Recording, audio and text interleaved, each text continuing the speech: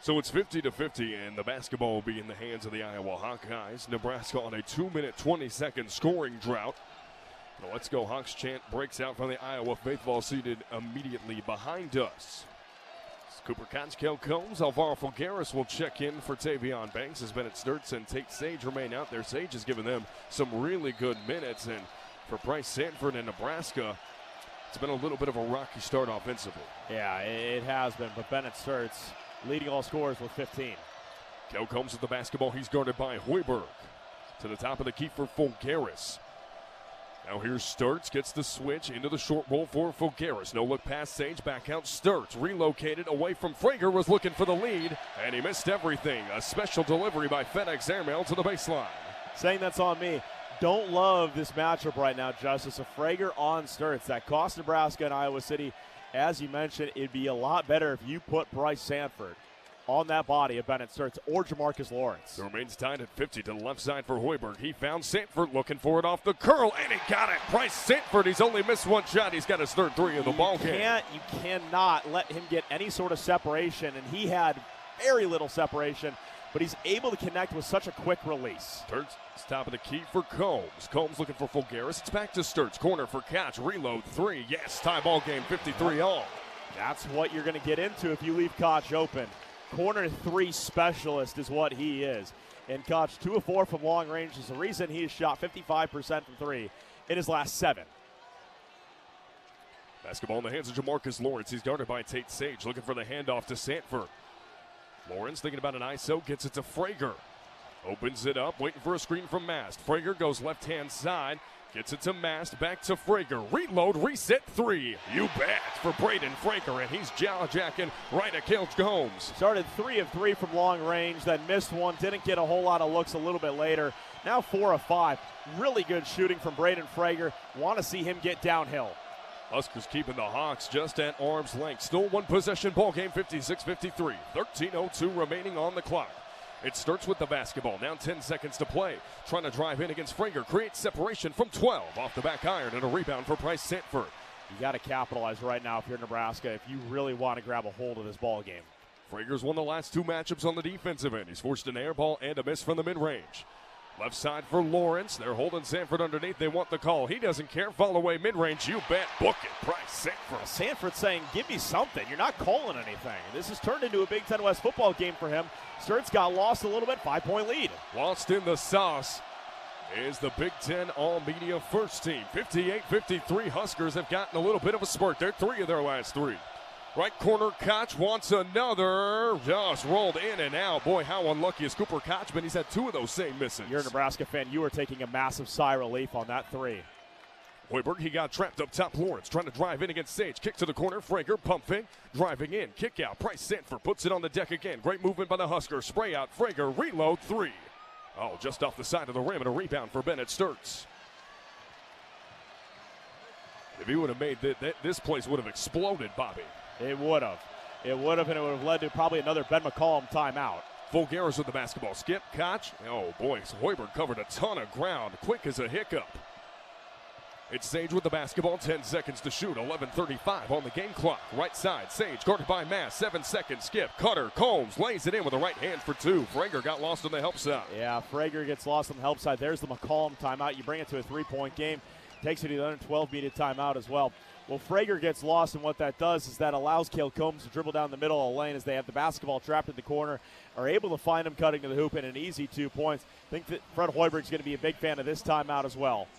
58-55. It's an Iowa timeout. It'll bring the media timeout as well. Huskers lead by a triple, and we'll see if they can expand on their offensive flow that started to open up when we come back. 1st and 10 for the 29. Inside handoff. They get Johnson back on the field. Stripped off of a couple of tacklers. Makes another man miss and dives forward after a gain of 4, but that was a hard-earned 4 yards, Brady. Again, we're seeing some of those tackling woes appear again early on in this first drive. Yeah, like I said, Johnson came into the game with 44 broken tackles. He's already almost up to 50. I mean, we've seen almost every time he's touched the football. 2 broken tackles here, 2 broken tackles there, and he made the first 3 defenders miss on that play. USC has got to be better containing him. First man's got to bring him down. Hard-earned 2, and Devin Tompkins, the junior from Tracy, California, in on the stop to make it 2nd and 8 from the USC 27.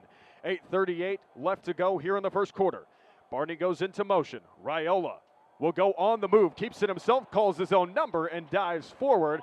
After taking the rush and showing the threat of the legs is Dylan Raiola. Desmond Stevens II came up from the linebacker position to make the trip. Well, we talked about the RPO. How about the read option for the Huskers? Dylan Raiola keeping it himself. Not something we see very often. And another big chunk for the Huskers. I love how they're moving the football right now. So a gain of 4 on that play brings up a 3rd and 4, a 10-play, 52-yard drive so far for the Huskers. 3rd and 4 from the USC 23 as the Trojans try to create some confusion along this defensive front. 3 wide receivers with Lindenmeyer on the line on the left. Raiola gets the handoff. Johnson's got a big running lane, slips off of a tackler, and gets forward for another Nebraska first down. Well, USC's not going to be pleased with this. Another broken tackle. Their tackling wasn't great against Notre Dame, and they are allowing a lot of broken tackles early. But one thing that they did do good against Notre Dame, we've talked about how poor the USC defense was in that game. They held Notre Dame to 3 of 11 on 3rd down, but the Huskers already 2 for 2 against this USC defense. And the more important part here, 11 plays, 60 yards, 5 minutes and 46 seconds the Huskers have taken off the clock, and that's 5 minutes and 46 seconds that USC's offense isn't on the field. 1st and 10 from the USC 15, Huskers inside the red zone. Raiola goes with the fade ball on 1st and 10, looking for Hunter in the end zone, heavily covered, and they're waiting for a penalty flag. I don't think they'll get one. Great coverage over there by Marcellus Williams. He's had his number tested a couple of times already. You can hear the Boo Birds coming out, that student section awfully loud. There was a lot of contact between Hunter and his defender there, but no flag, and it'll bring up 2nd down now for Nebraska. Like Brady said, the boos raining down in a heavy chorus from every part of this sea of black inside Memorial Stadium. Nonetheless, it's 2nd and 10 from the 15, and Raiola will go under center once again.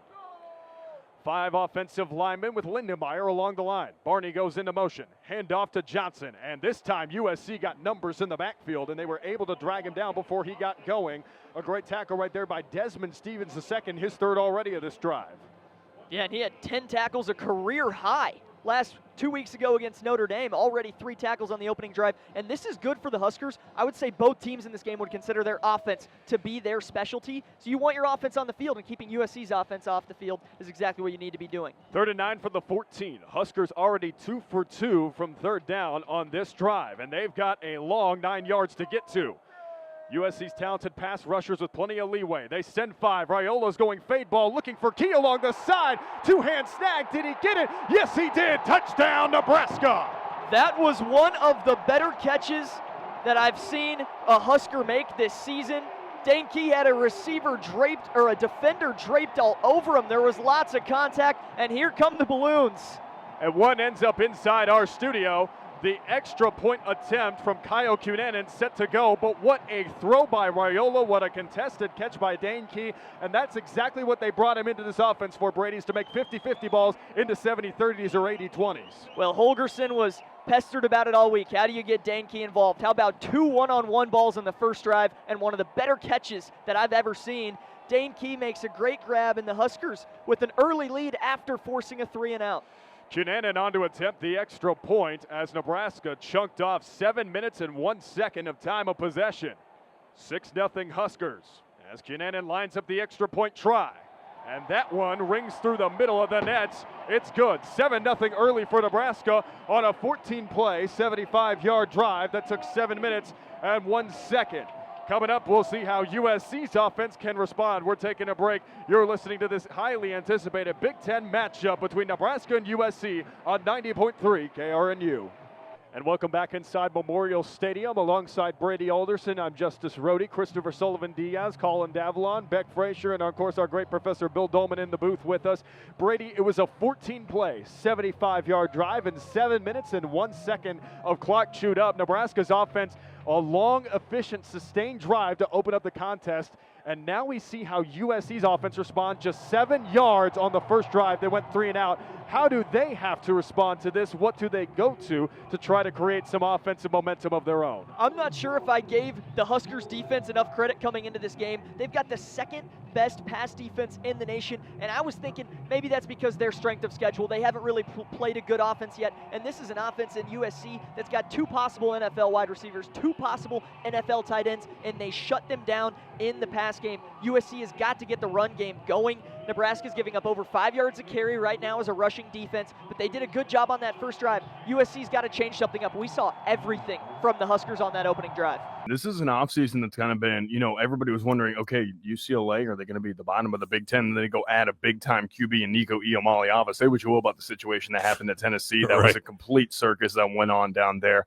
But, I mean, this is a guy who's still a really talented quarterback and a guy who's from the Southern Cal area, just, decided to transfer back closer to home. He got his little brother into the room, so the whole Iamaleava family is taking over Westwood. But I think when you look at this squad, I mean, that was a UCLA team that had Carson Schlesinger, who was a first-team Big Ten guy, was a guy who put his name in All-American conversations, got All-American honors, and was a second-round pick to the Browns. So they had talent defensively. Ethan Garbers could spin into QB, really gave Nebraska fits on the ground. I mean, that was another squad that I think at 5.5, you could look at that number and say, hey, maybe I decide to entertain the over depending on the schedule. I think one for me that's a head-scratcher, 5.5, is Wisconsin. I don't really know what Luke Fickell's got to work with. They get Brian Edwards Jr. in from Maryland. He transfers in to play QB there. They lose Tanner Kojo, transferred in from Ball State. He's going on down to Houston now. He spent a little time with the Badgers in spring camp, and he, for mysterious reasons still unknown to most of the population, just decided to transfer out and go down to Houston. I really look at this campaign for Luke Fickell, and it just feels like the writing was on the wall, and it kind of started with the hiring of Phil Longo because it just felt like they got away from the identity of Badger football, which is controlling the ground game. They're going to take the clock away. They're going to play amazing defense with Jim Leonard at the coordinator spot, and now Leonard's gone, Paul Christ is gone, and the running game's seemingly gone as well, and they made a couple personnel decisions along the way that were really head-scratching. For me, I don't know where Wisconsin is in 2025, and to me, the future looks bleak in Madison. It looked awfully similar. I think Husker fans can relate to. I think it started when they got rid of Paul Christ. To be honest with you, the guy had proven that he's going to give you 9 wins every year, and the one year when they decided that 9 wasn't enough, decided to go make that change, and we're going to go get the hot name from Cincinnati, and it hasn't been the same since. Whether he can get that turned around or not remains to be seen. I remember Luke Fickell being the interim coach at Ohio State when they came here, and we had the huge comeback under Bo Pelini. That was the famous rant in the locker room after we made that comeback with Taylor and Burkhead.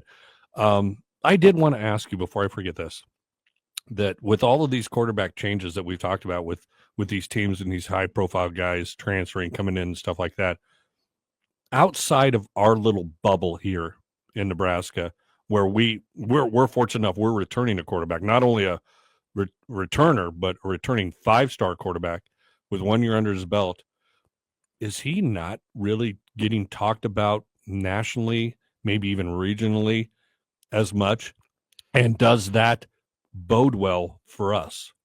I would evaluate it like this. I think the guy who's absorbing a lot of the national attention, there's a couple of guys that I think are absorbing a lot of the national attention. I think it's Arch Manning at Texas because of the Manning pedigree, what he's been able to show in flashes, for the Burnt Orange down there. I think Drew Aller's really catching a lot of people's eye because they're wondering, okay, is Drew Aller simply a guy who can manage the game for Penn State and just not put them into a ton of trouble, or is he a guy who's going to elevate the ceiling for the Nittany Lions? And then I think the third guy is Nico Iamaleava, and it wasn't for reasons having to do with his play. I think it's because the way he kind of went about his whole situation in Tennessee, I think has, kind of elevated him into the national eye a little bit more.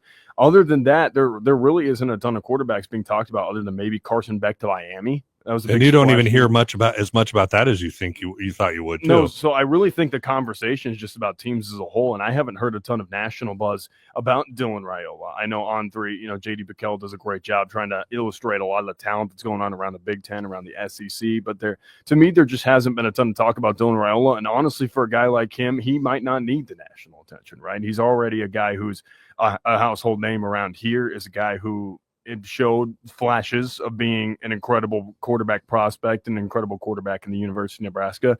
I think this is a perfect opportunity for him to take this offseason, be away from the spotlight, really grind in the dark, so that way, you outwork thousands in front of nobody, so that way you can, perform in front of thousands. I think is kind of the way that he's going to take the approach to this. And when I look at it, I think that could be really beneficial to a young quarterback like him to take the spotlight off of him nationally and just let him explode and build it on his own with a Nebraska squad that's looking to surge into 2025.